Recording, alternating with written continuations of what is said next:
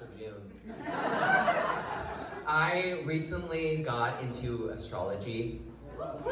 I don't have a joke for that, I'm just mentally ill and I live alone. And I came to the realization that the moon is gay. And because I live alone, I also came up with 3 reasons why. 1, the outfits. The moon serves more looks than a season of RuPaul's Drag Race. You got blood moon, blue corn moon, waning gibbous. The sun could never. 2, the moon is erratic, just like every gay person. Sometimes she's full, sometimes she's nowhere to be seen, sometimes she's out at the same time as the sun just for the drama.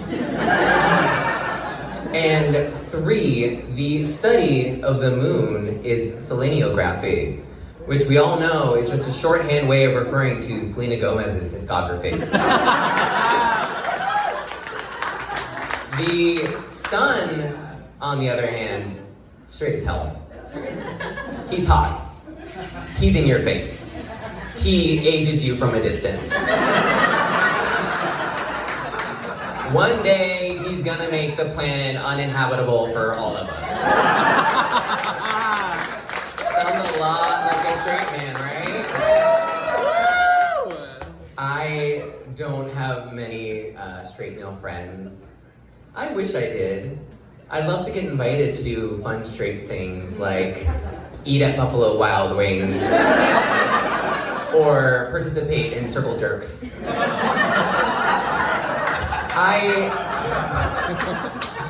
I had some straight friends growing up, but we were very different. When we played Mario Party, they'd all fight over who got to be Yoshi, and I would automatically be Princess Peach. Yes, a gay experience.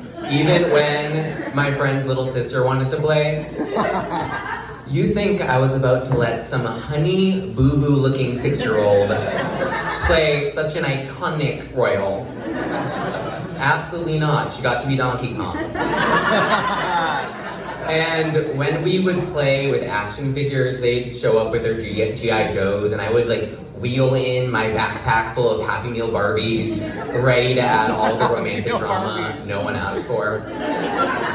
So they would have this dramatic battle scene going on, main characters dying left and right, and I would just pop my gay little head in and be like, why don't we take a beat and see what Samantha's up to at home? Their story was The Avengers, and my story was also The Avengers, but if it had been directed by Greta Gerwig. I stopped playing with them when they transitioned to more violent games like Grand Theft Auto. If you've never played Grand Theft Auto, it's basically The Sims if it took place in Miami. So they would play the game by speed racing around town, blowing up businesses with bazookas, pistol whipping hookers. And I would play the game driving around at the speed limit, befriending said sex workers. Because I had seen Pretty Woman. I wasn't gonna pistol whip Julia Roberts.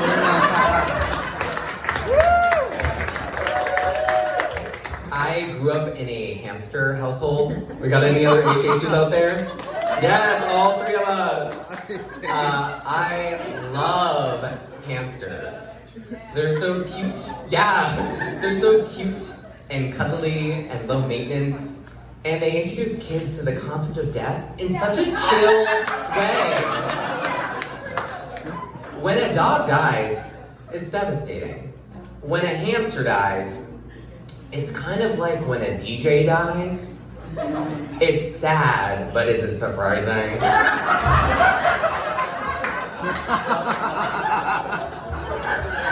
It's not. It never is.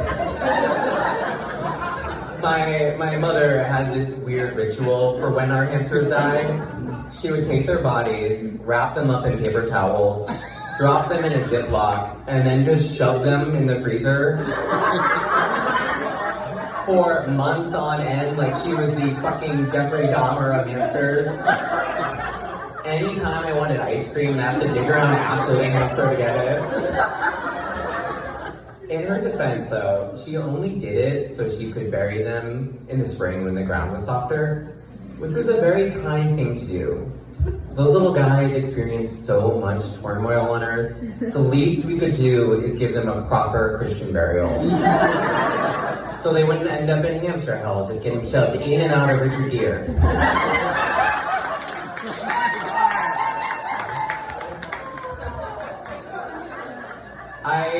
I went to an all-boys Catholic high school.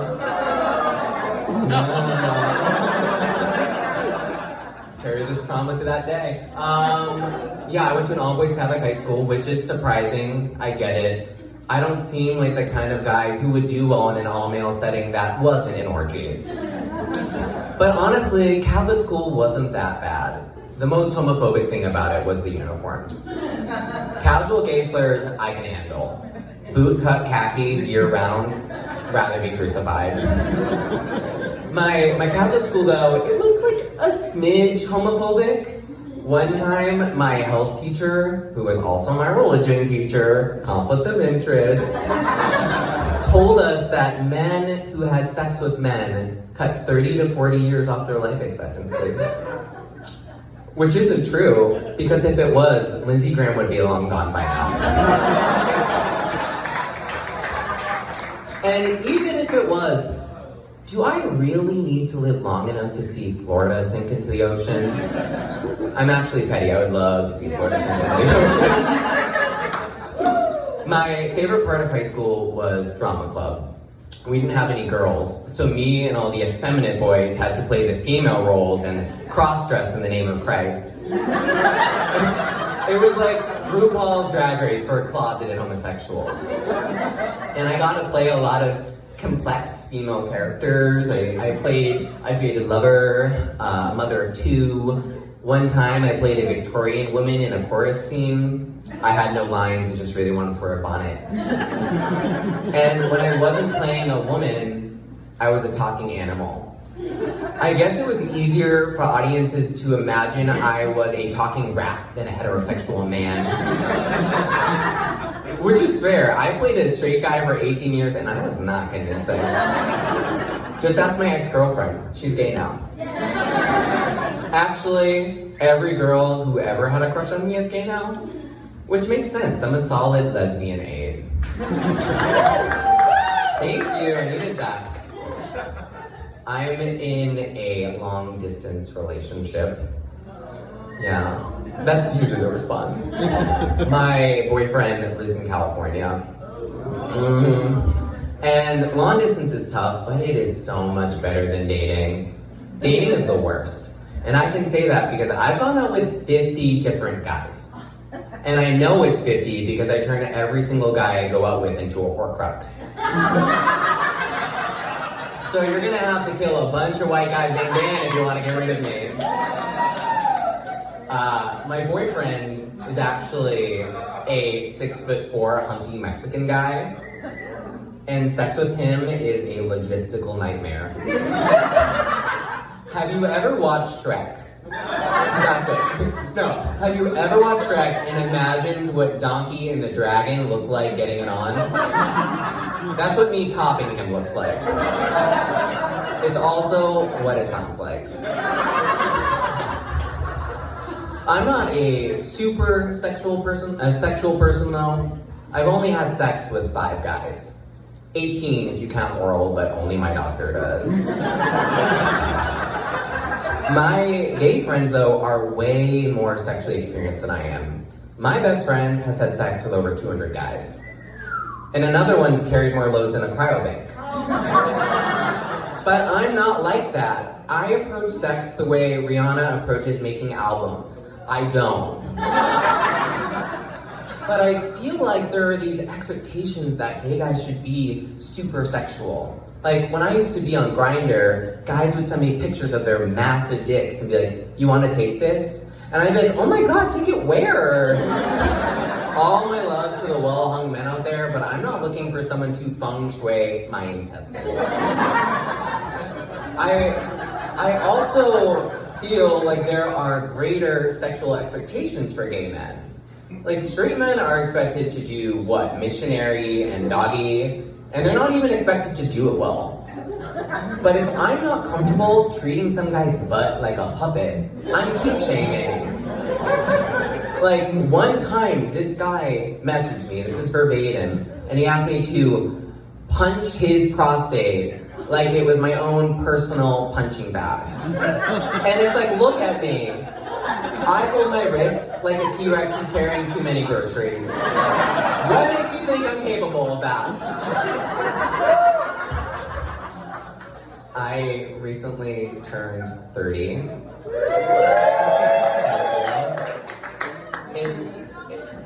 It's hard to accept. I think it'd be easier to accept my age if I looked like it, but I don't look 30. I look like a digitally aged photo of a boy who went missing.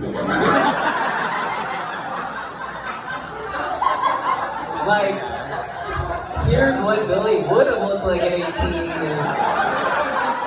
you know. I feel like my body doesn't even know how old I am. Because I have the acne of a teenage boy, but the under eye lines of a woman who's this close to solving John Bonet's murder. I am the human equivalent of an H&M shirt. Cute-ish, functional enough, but overall shoddy construction. I'm just glad I still have all my hair. I wouldn't look cute bald. I'd look like Caillou. And you know who wants to fuck Caillou? No, I'm asking. If you do, come find me after the show. And now, for the reason you're all here tonight, Jackie B!